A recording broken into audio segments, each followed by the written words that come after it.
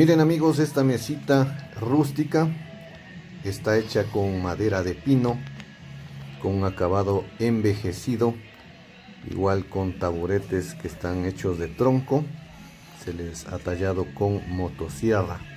Comenten amigos, ¿qué les parece?